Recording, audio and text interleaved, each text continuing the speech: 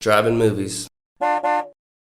We've all seen the movie Grease with John Travolta. It gave us a look at life in the U.S. during the 1950s.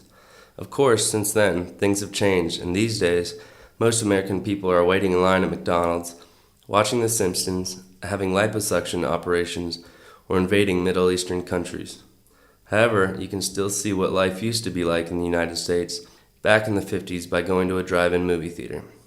What can you expect to find there? Drive-in movie theaters center around two important American pastimes: cars and movies. They are basically open-air movie theaters where people watch movies from their cars. They usually consist of a gravel parking lot with a giant movie screen at one end and a film projector at the other. The idea is simple. You buy a ticket, drive up to one of the mounted speakers, roll down your window, sit back, and enjoy the movie from the comfort of your own vehicle. At first, drive-ins had giant speakers placed next to the screen, but this meant that everyone in the entire neighborhood could hear the movie. Also, quite often the sound didn't match up to the picture, which made watching the movie like trying to watch a badly dubbed Japanese martial arts film. Now drive-ins avoid all these problems by using radio stations to transmit sound. Watching a drive-in movie can be an uncomfortable experience. Most drive-ins charge by the car, not by the person. If your friends are as cheap as mine, then you might find yourself in all kinds of uncomfortable positions. Many people will try to cram as many people as possible into their vehicle, even if this means they have 7 friends but drive a Mini. I recommend finding a friend with a sports utility vehicle, or at least a car with a spacious trunk. However, make sure your friends don't forget that you're locked inside once you get into the theater. At the theater, you may notice several cars with foggy windows. Don't panic or call the fire chief. Those cars are not on fire, but rather, the people inside are practicing the drive-in tradition, the movie makeout session. Ordinary movie theaters are far too public to enjoy a good game of totzel hockey. After all, you might run into your high school biology teacher or the local pastor. Nobody wants that kind of humiliation.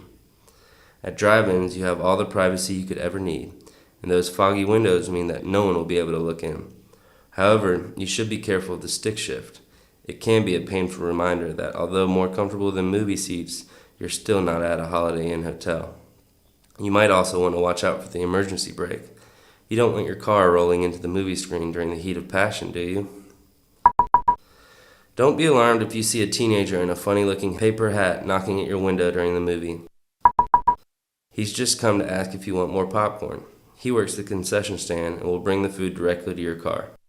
This means that you and your family could leave your house, watch 2 feature-length films, and have dinner without even leaving your van. Incidentally, during the James Dean era, drive-in restaurants where they served people in their cars were also popular. They usually had waitresses who moved from car to car on roller skates. Many drive-ins experimented with this method, but found that the waitresses kept falling down because of the gravel parking lots.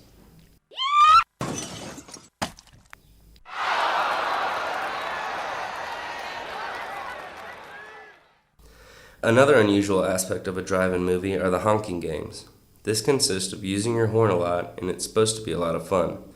Before the movie starts, people will often honk their horns to the tune of some famous song or flicker their lights on and off to pass the time. Feel free to give it a try, but be careful, as you may have a dead battery after the movie. These days, there are very few drive-in movies left. The number of drive-ins skyrocketed during the 1950s and 60s due to the popularity of cars and the emergence of color films. At their peak, there were nearly 5,000 drive-in theaters all over the U.S.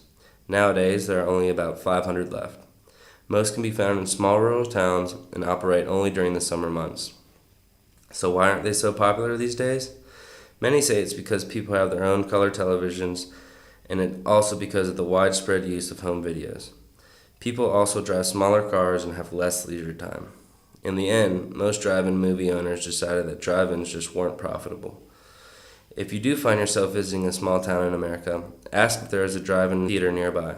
Going to a drive-in is a great way to experience an American tradition and get a glimpse of what people in the U.S. used to do before video games and school shootings.